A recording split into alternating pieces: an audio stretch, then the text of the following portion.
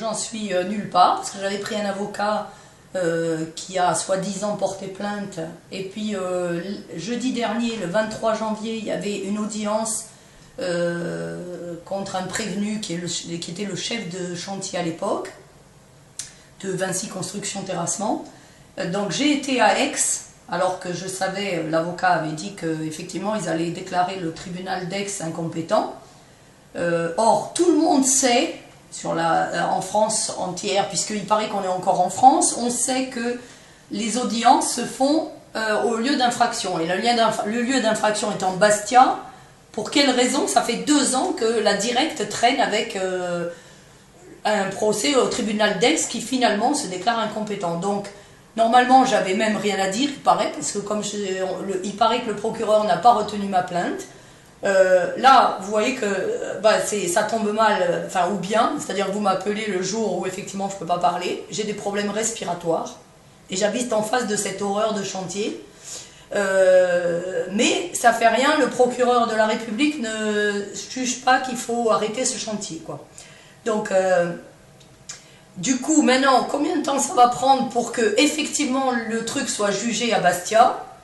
Et puis il n'y a qu'un type. Alors, je tiens à préciser que l'avocat, j'avais pas le droit de lire le dossier puisque j'ai même pas ma plainte qui a été retenue. J'avais demandé à l'avocat de constituer partie civile, il l'a pas fait, a priori. Par contre, me demander l'argent, oui, ça, il n'y a pas de souci, il m'a demandé, mais il m'a dit qu'il avait fait une constitution de partie civile, et c'est pas vrai. Alors après, pour quelle raison, j'en sais rien. Ensuite, effectivement, là on les laisse continuer, je vais vous montrer le chantier là, puisque je suis juste en face de la fenêtre. On s'arrange effectivement pour continuer parce que je pense qu'il y a les élections et qu'il faut à tout prix que ça rapporte des votes, hein, donc on y va. Et je ne sais pas du tout ce qui va se passer, dans combien de temps on va finir par avoir cette audience et arrêter définitivement ce chantier et les autres. Le problème, c'est qu'après, on va raconter que effectivement, ça va enlever des emplois. Ben, on s'en fout. Hein. Ça va peut-être enlever des emplois, mais ça va préserver des vies. Hein. Voilà. Donc, on a abordé ce sujet-là. Est-ce que tu peux nous en montrer en direct? Puisque l'intérêt, c'est avec le Skype, genre. Ben, attends, je te montre en direct et j'ai une copine qui va te filmer 2 secondes. Et si tu peux présenter ta conférence, parce que après je mets sa vidéo sur Skype, elle enregistre là, ok? D'accord, ça marche. Voilà, donc juste 2 mots pour présenter qui tu es.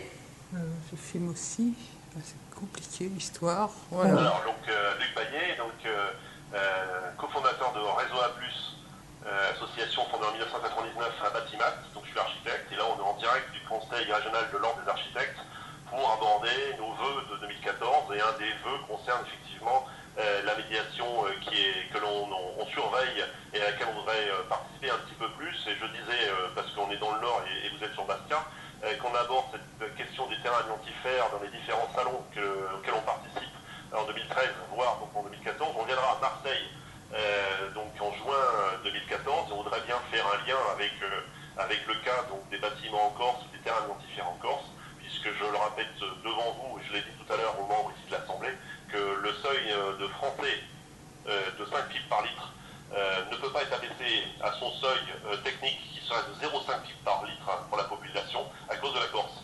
Puisque notamment la Corse, dès lors où on touche un terrain, on a largement plus de 5 fibres par litre dans l'air. Donc le seuil environnemental de la Corse est bien au-dessus de 5 fibres, ce qui veut dire qu'en France, en tout cas en métropole, on ne peut pas descendre le seuil sanitaire à 0,5 fibres à cause de la Corse. Oui, alors juste à propos de ça, l'avocat, je ne pouvais pas consulter mon dossier, mais l'avocat, à moins qu'il m'ait raconté des bêtises, et j'ai une très bonne mémoire, donc l'avocat m'a lu un peu les procès-verbaux. Apparemment, le prévenu, donc le chef de chantier, était condamné aussi parce que en 2012,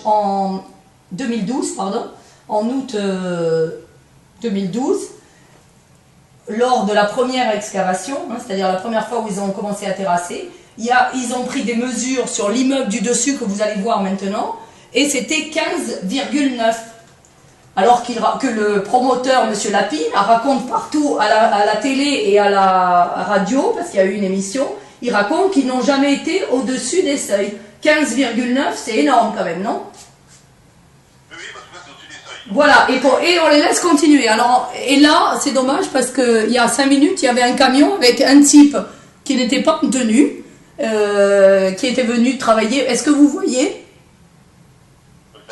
D'accord. Voilà, donc là, on voit donc, en direct la chance, donc qui est bâché. Donc, vous voyez, bâché devant, et un peu plus loin, il n'est pas bâché. Voilà, il n'est pas bâché, donc il est bâché sans être bâché. Et donc, effectivement, il pourrait y avoir des infractions constatées régulièrement par la station du travail qui fait ce qu'elle peut. Je pense qu'il y a une inspectrice du travail qui est quand même, on a eu quelques témoignages indirects qui suit quand même le dossier. Oui, alors peut-être l'inspectrice du travail, Patricia Burdi, elle certainement fait son travail, mais comme elle a subi des pressions déjà d'avant et que monsieur Corniquet, Jérôme de son prénom, lui n'accepte pas même que je lui téléphone, en gros c'est ça. Qui est le direct. Voilà, qui est son chef, sa hiérarchie. Donc effectivement, ben, on a un gros problème là. Après, on a un autre gros problème. Il y a des élections. Et je sais qu'aujourd'hui, il doit y avoir parmi vous une députée Europe Écologie Les Verts, voilà, à qui j'ai dû envoyer un message une fois et j'ai pas eu de réponse. Mais bon, moi j'ai contacté plusieurs fois Michel Rivasi au sujet de Julien Sanguinette qui se présente Europe Écologie Les Verts et qui se présente avec monsieur François Tate, qui est vraiment pour les constructions sur amiante. Il a écrit noir sur blanc quand je l'ai interpellé. Il y en a d'autres, hein, ils sont tous pour, hein, à part deux. Donc à part l'autre écolo et Corsica Libera qui est nationaliste. À part eux, tous les autres sont pour les constructions sur amiante parce qu'ils ne pensent qu'à l'argent et au vote. Donc il faudrait demander un peu à tous ces élus européens qu'est-ce qu'ils comptent faire. Tout à fait. Alors, bon, Karine Mette est encore là il y a quelques instants, mais elle a dû reprendre un certain Paris. Mais en lui posant la question, puisque donc la charge de présidente Annette, qui la connaît très bien, de lui faire part de ce témoignage précisément. Donc des noms, on aura dans antenne, comme on dit, des noms à échanger sur les candidats en question. Alors, juste avant, je vais vous présenter aussi la pétition. Donc j'encourage effectivement sur le site, on le fait, à dépasser et à viser les 500 de la pétition qui est lancée juste. Ouais, on espère bien qu'il y aura même 1000 et 5000. Voilà, donc on va. Voilà. Et là, c'est vrai que c'est une question, en tout cas, nous on l'a vécu dans certains sujets dans les salons. C'est vraiment un sujet épineux et on a quand même rassemblé autour de ça quelques témoignages, notamment Charles Ducrot, hein, l'ancien qui suit le dossier de la Corse très, très précisément. C'est l'ancien monsieur Amiante de la CNAPS-TS, donc la Caisse nationale d'assurance maladie. Monsieur Amiante avec qui j'ai siégé pendant 10 ans et qui est très très au courant du comité de santé publique.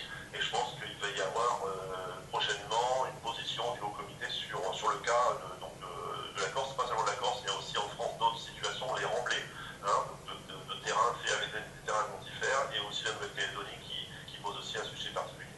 Voilà, donc on va en rester là pour aujourd'hui. En tout cas, on a pris le premier contact. Je pense qu'on aura l'occasion de travailler ensemble pour aller se retrouver sur Marseille, parce que là, ce sera très près de la Corse. J'espère qu'on pourra faire quelque chose. J'espère qu'on fera quelque chose avant qu'ils finissent. Là, ils ont commencé à mettre le béton. Il y a des camions qui viennent mettre le béton.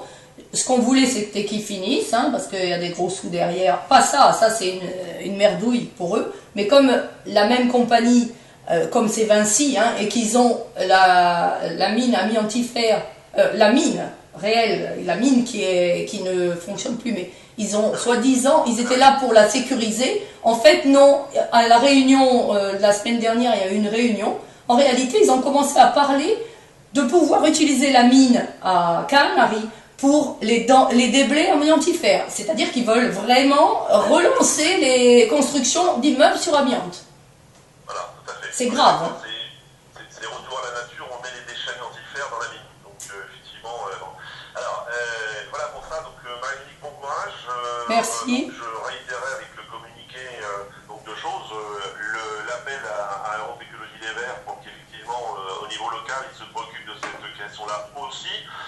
Et si je un appel donc à signer cette pétition que l'on soutient. Voilà, et puis s'ils veulent voir mes vidéos, ils tapent Mandevilla, qui est le nom de cette superbe résidence. Mandevilla égale amiante à Bastia, mais J'ai tellement fait je suis tellement douée en référencement que vous tapez juste Amiante Bastia Vinci, vous avez toutes les vidéos qu'il vous faut. Oui, oui, voilà, tout à fait, il n'y a pas de problème là-dessus.